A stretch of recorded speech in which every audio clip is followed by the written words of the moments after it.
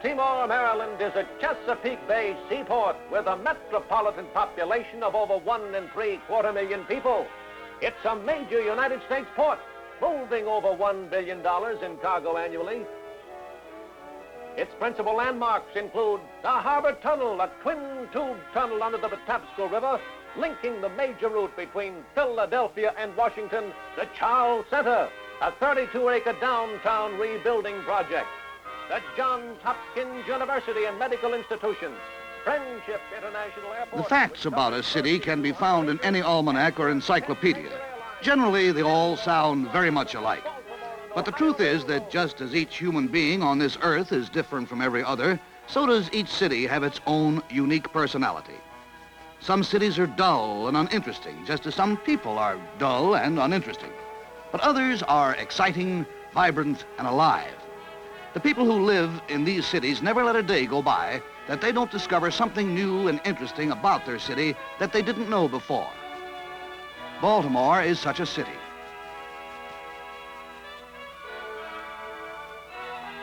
It is a blend of the ultra-modern and the antique, the functional and the quaint,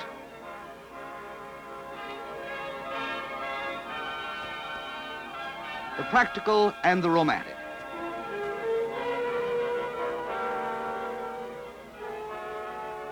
Every great city has museums,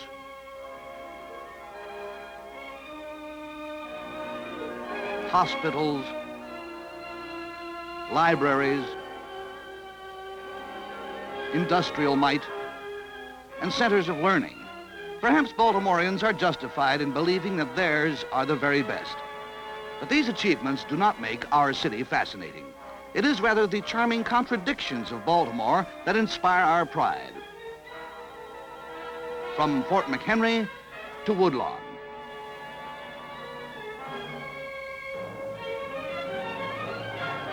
And from the harbor to the Hopkins campus. It is a city of contrasts.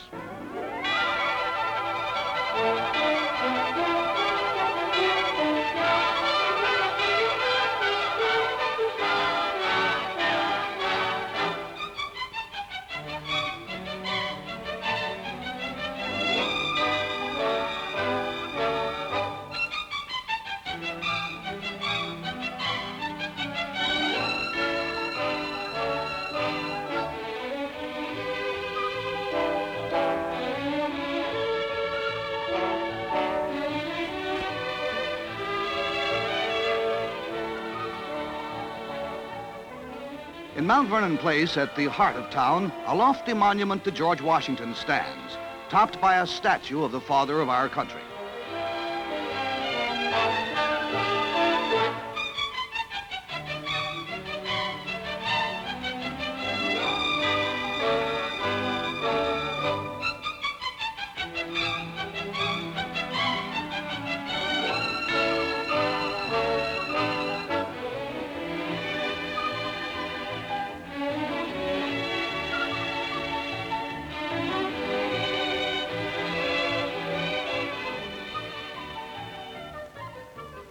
Let's climb the 228 worn marble steps and get a Washington's eye view of this city of contrasts.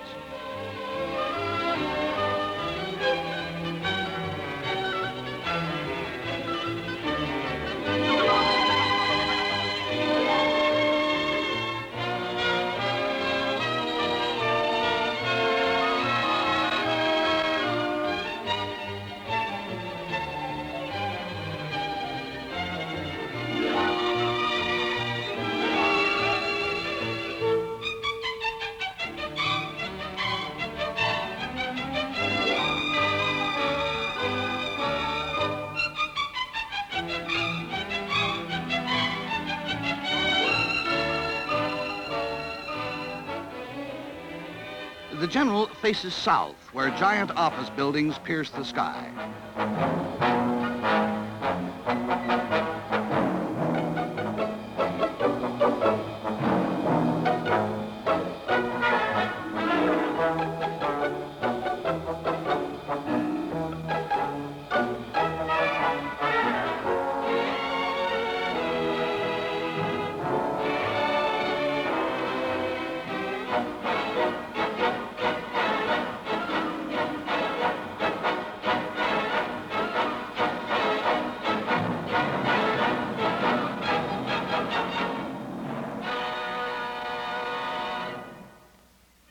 To the east and west, many storied housing projects rise. Yet, at the old gentleman's feet, the street is an antique cobblestone.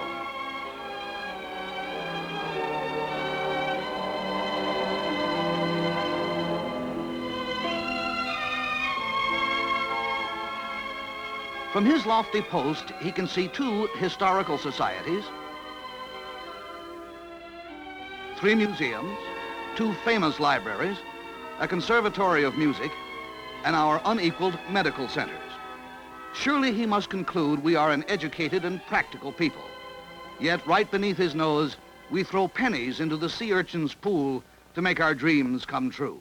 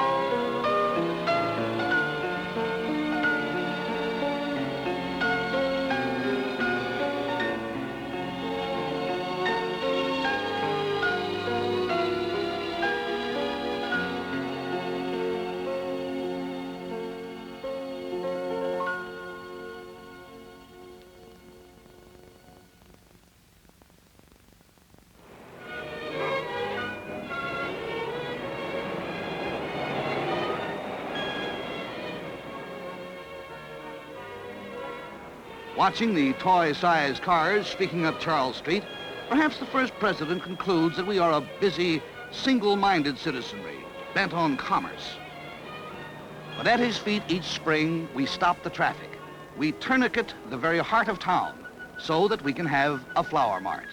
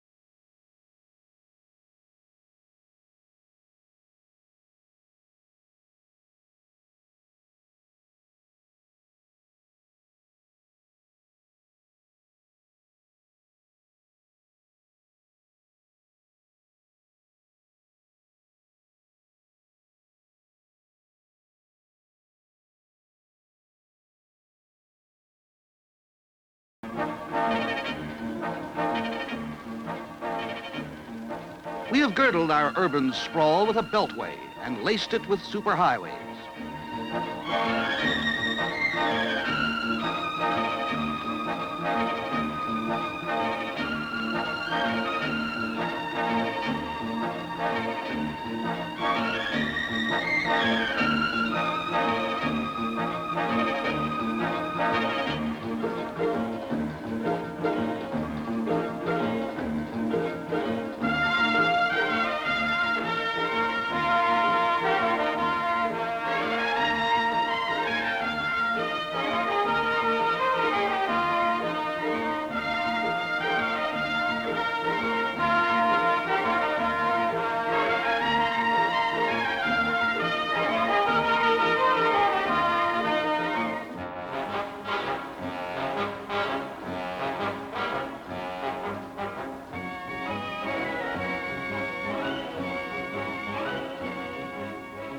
Perhaps the general feels that modern times are really here. Yet if he listens, he will hear street Arabs, horse-drawn wagons, creaking through the alleys to the cry, "Watermelon, red to the Rhine."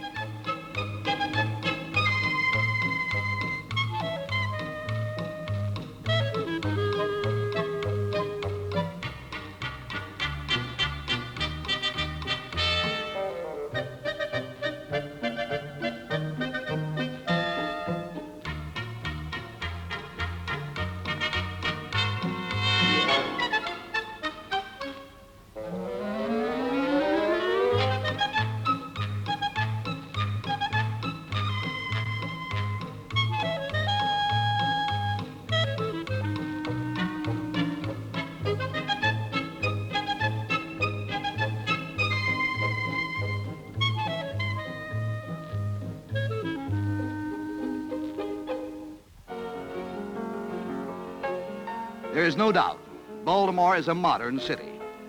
But look closer. Always around the corner or behind the wall, a touch of the past lingers.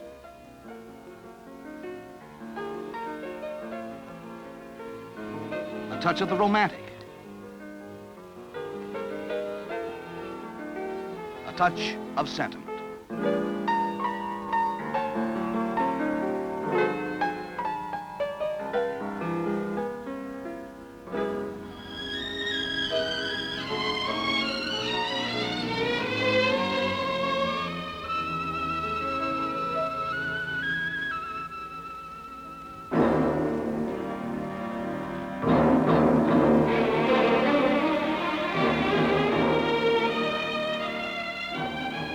Our giant One Charles Center is a breathtaking expression of 20th century design.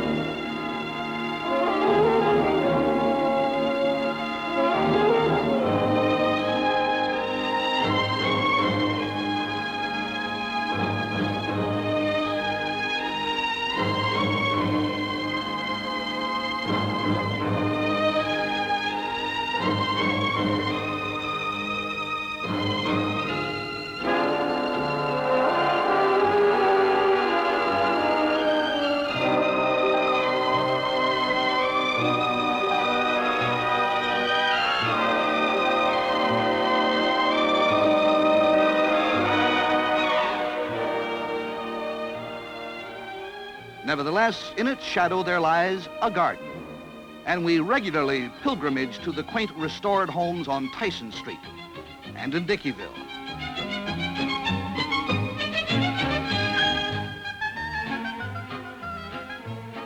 We admire the new while cherishing the old.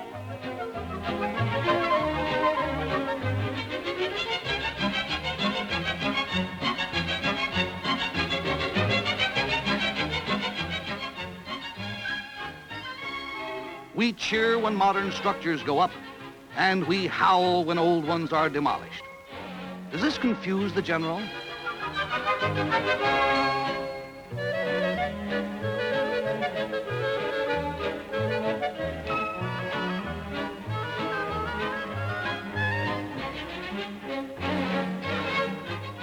Even so, there is more to the contrasts of Baltimore than history versus the jet age, and practicality versus sentiment. Spread out in all directions from Mount Vernon Place lie block after block of the city's trademark, row houses.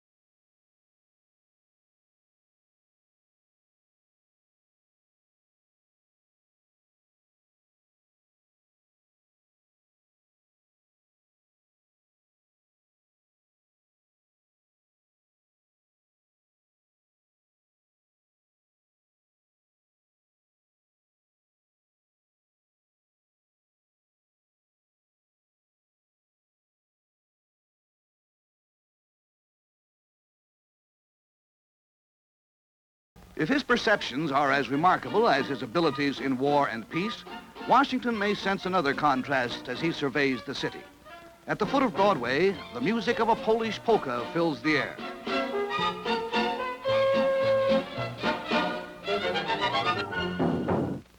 West of that, odors of spaghetti and pizza rise from Little Italy.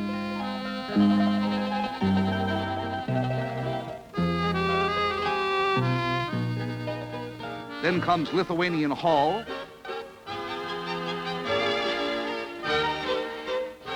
a Greek Orthodox church,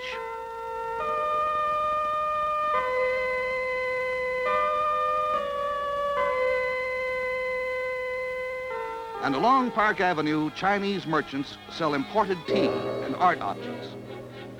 Surely, the general would say, these are the contrasts of America itself.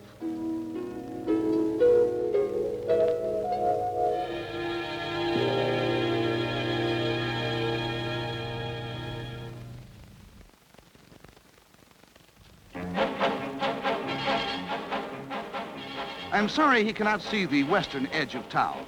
There, in what was not long ago a peaceful cow pasture, one of the largest office buildings in the nation has sprung up. Inside, huge computers flash day and night, keeping Social Security records for the millions of our nation's people.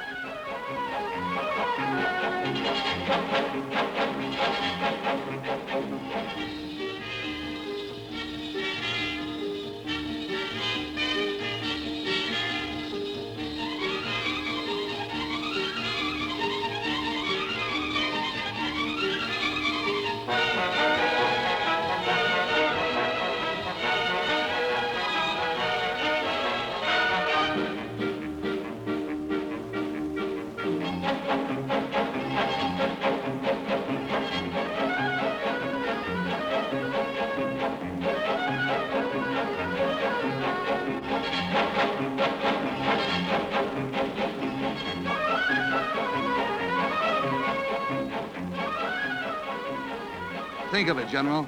A skyscraper in a meadow. Isn't that a fitting emblem for our city of contrasts?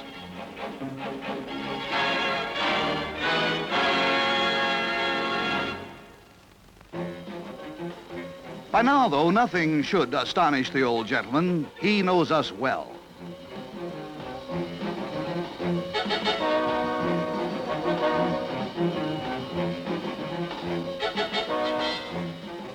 He knows we are a city racing at top speed toward the future, while clinging with both hands to all that is charming and instructive in the past.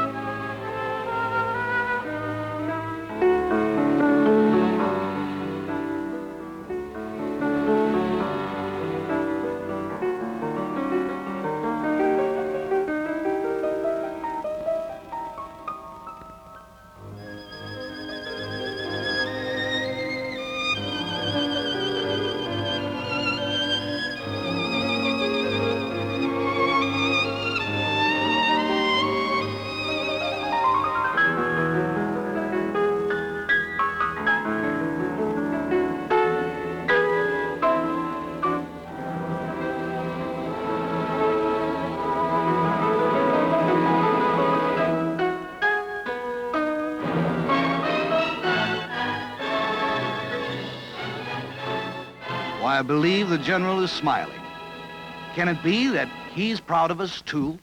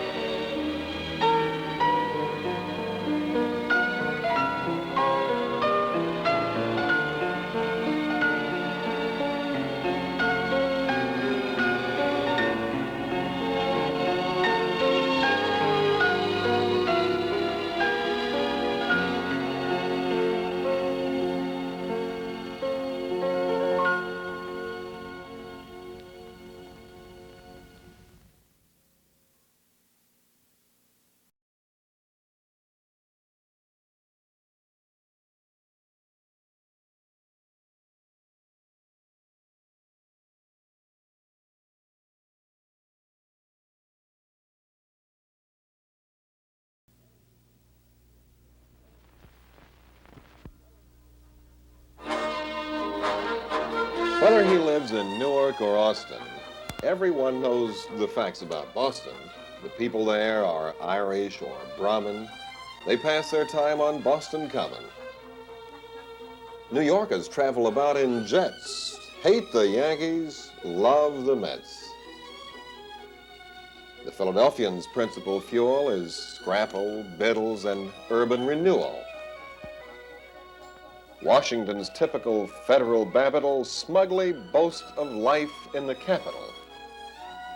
On this geographic keyboard of cities on the eastern seaboard, 4 of them shine without any stigma.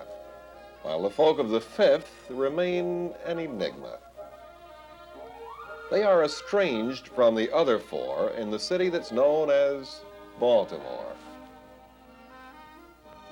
Soft by the shores of the Chesapeake, there's the question whose answer we seek.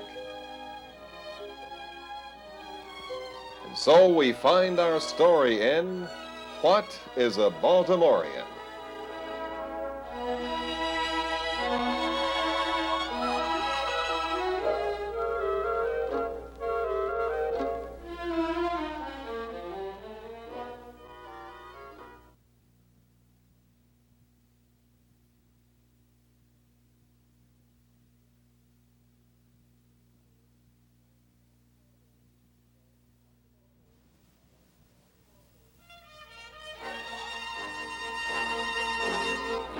What's a Baltimorean? Well, see them in action. Perhaps you can tell. Now, that's a Baltimorean with back fin lump to glory in.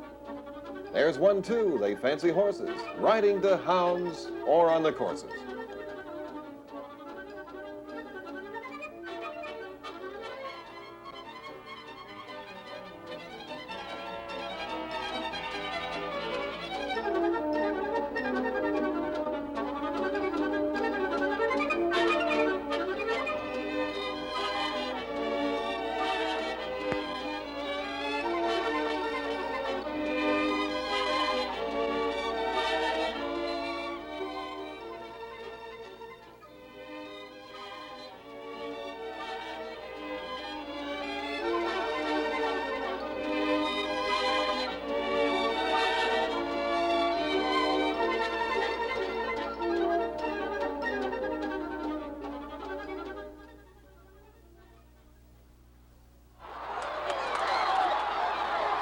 That's one. Loving beyond all reason the two-legged colts of the autumn season.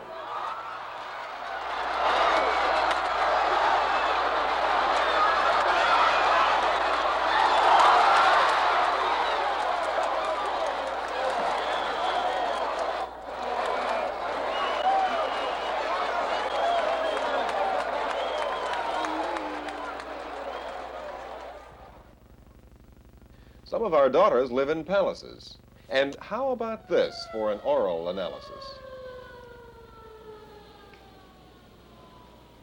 I just saw a fire engine and an ambulance going down Howard Street. Cut. That's not the film. Hold it. Get the right one? Okay, roll it. I seen a fire engine and an ambulance going down Howard Street.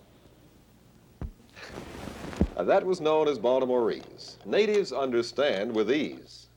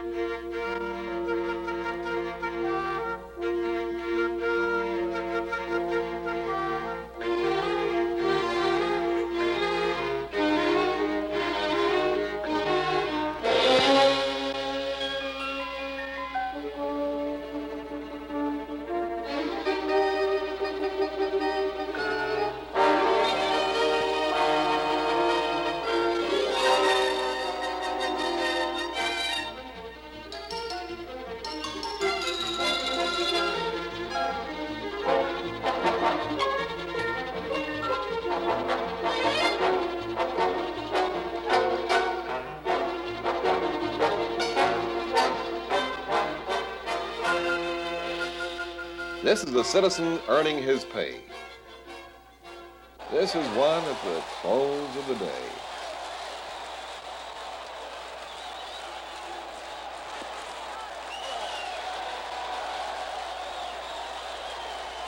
These are Baltimore young men wishing for spring.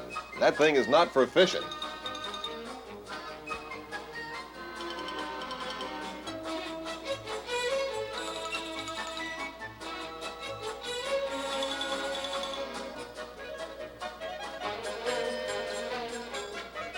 This is a Baltimorean shopping.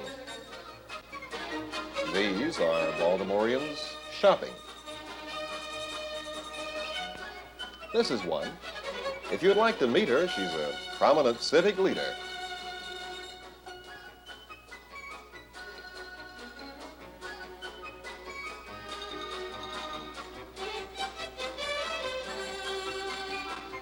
This is one along the docks. These are having bagels and lox.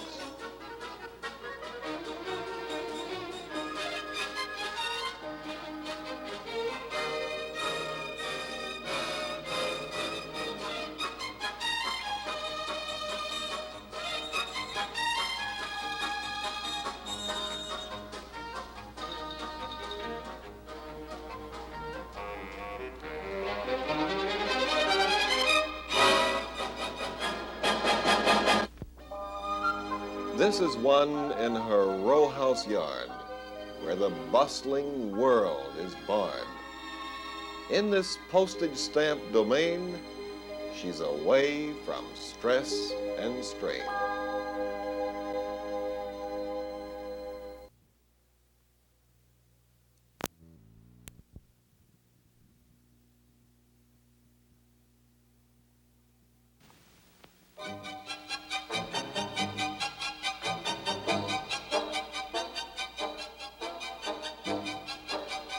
Now that we've seen an occasional native, we'll try to find just what he's made of, or whence he came, or why some chaps go to the Chesapeake and Patapsco. They came from Britain, Saxons and Celts, and then from Africa's forests and velds.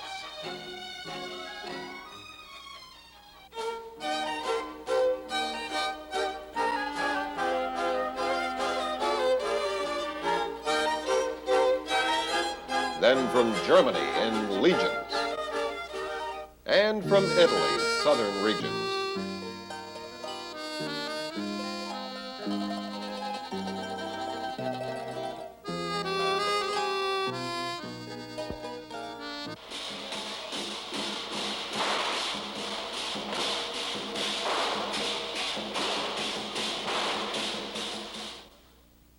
From Russia, Poland, Greece, Moravia, France, Bohemia, Scandinavia. Potato-less Irishmen fleeing the drought, then more Negroes via the South. These varied people, rich and poor, collectively are Baltimore. Yet to see and know their origin is not enough. Let's forage in their habits, probing just a few to see what Baltimoreans do. For instance, though they love the Colts, they spend more time discussing the jolts of Baltimore's famous Orioles in bars and letters and editorials.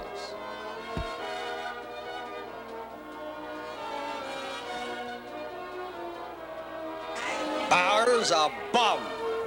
What do you mean? He's the best I ever seen. To me, it seems he don't know which or even when to yank a pitcher. And so it goes. Each has his say, but comes a game, he stays away. Then where do you go? Well, you don't. Except for the Colts, he usually won't leave his home. His bright spot is the cellar. That's the right spot. There, with a backdrop of knotty pine and the chrome dinette, he feels sublime.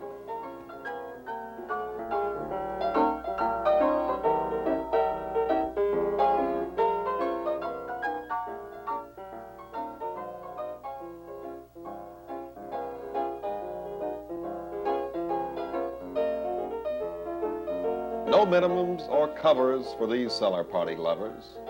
Some pals from the shop, some bottles of foam. He loves to entertain at home.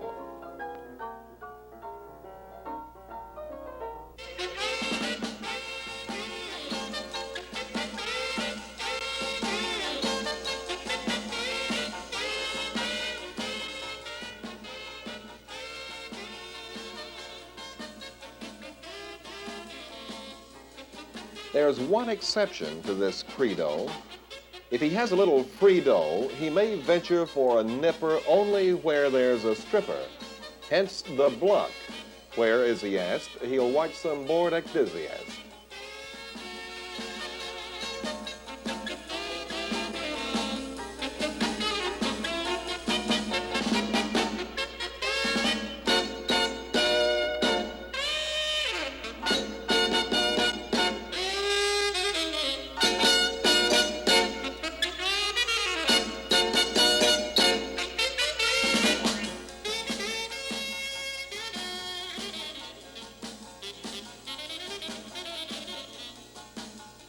Baltimore clubs without bare ladies are rare as Sunday schools in Hades.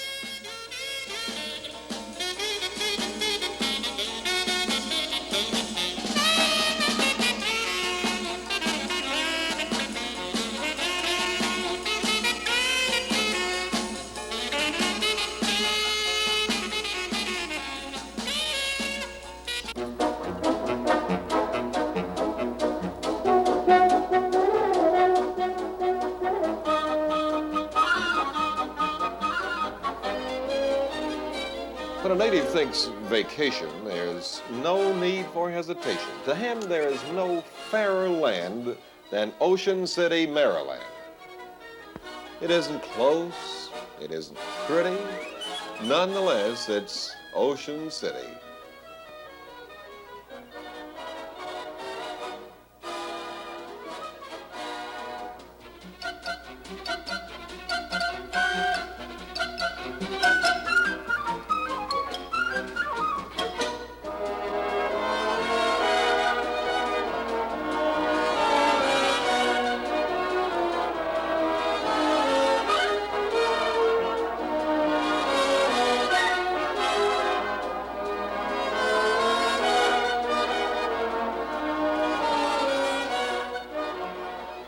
This rage for Ocean Cities, though there is no other place to go. Rehoboth is nearer, New England is swankier, but he'll take Ocean City, thank you. When a citizen's financial bounty swells, he moves out to the county.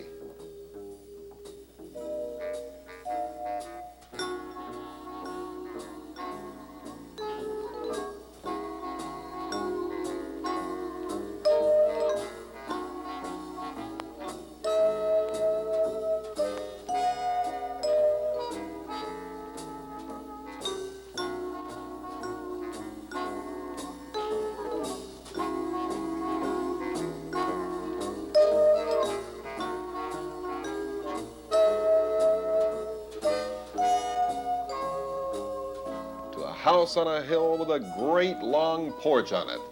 That is, if he's very fortunate.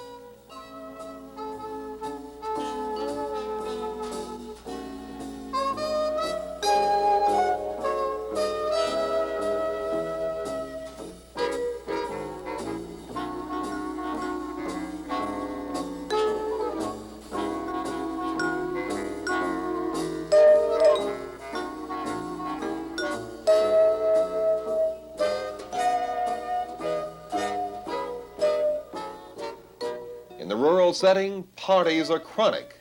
So are juleps or gin and tonic.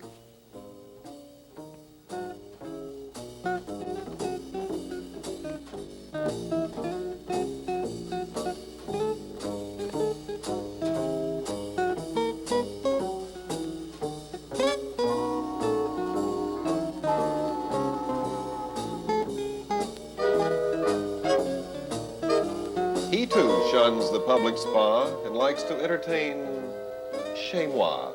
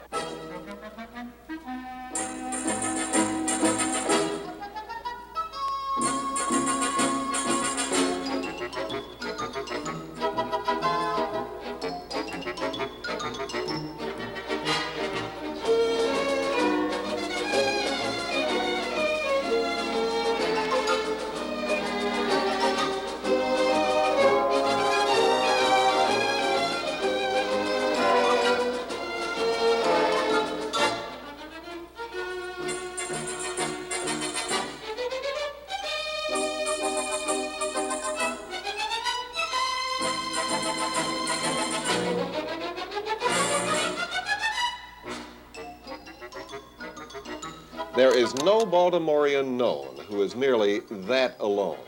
He loves his city, but may boast of his neighborhood foremost. He's from, not Baltimore, but Hamden, Waverly perhaps, or Camden. Govans, Highlandtown, Ashburton. He comes from one of them, that's certain.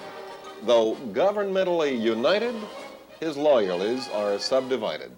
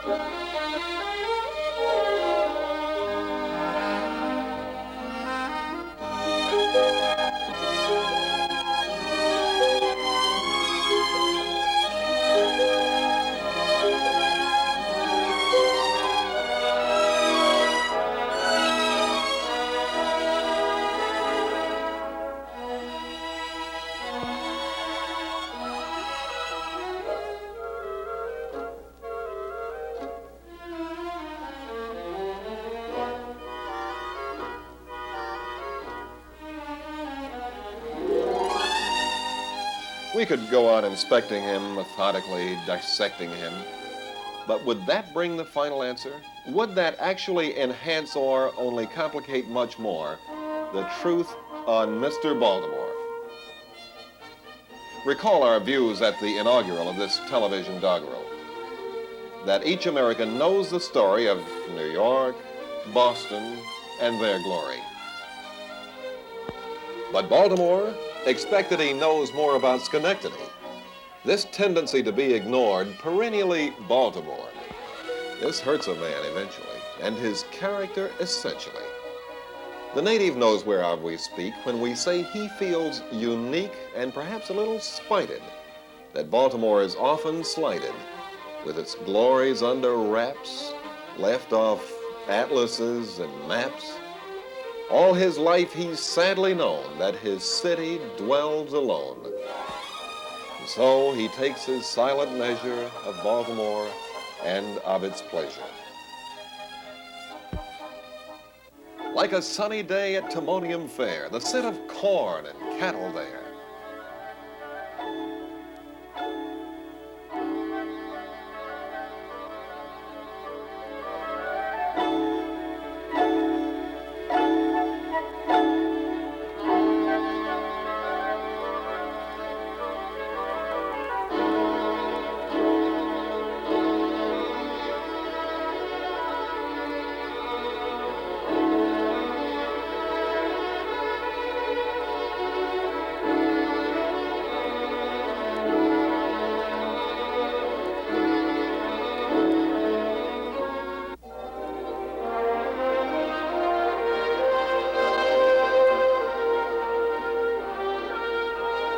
Or a skipjack at twilight, churning a tune, Chesapeake baying at the moon.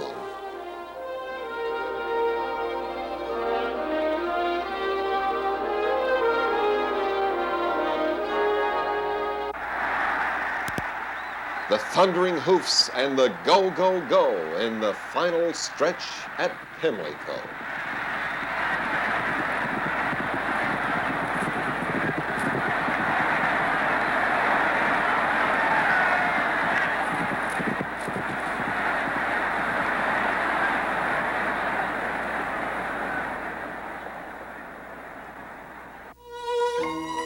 Brilliant lawns in Maytime grooming, azaleas by the dooryard blooming.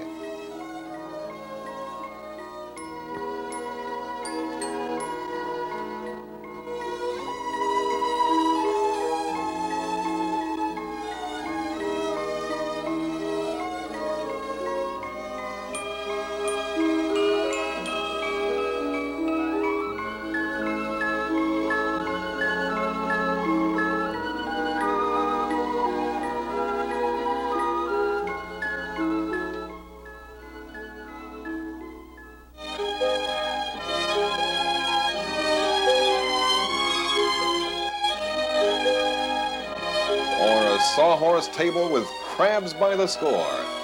The Ne Plus Ultra of Baltimore.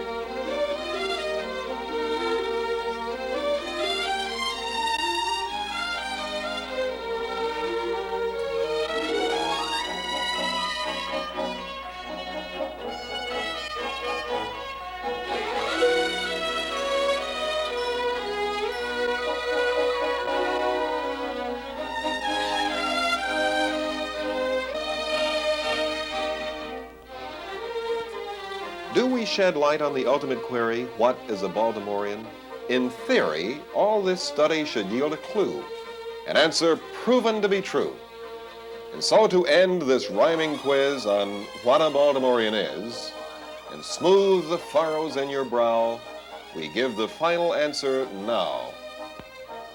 A Baltimorean is, for sure, a person who lives in Baltimore.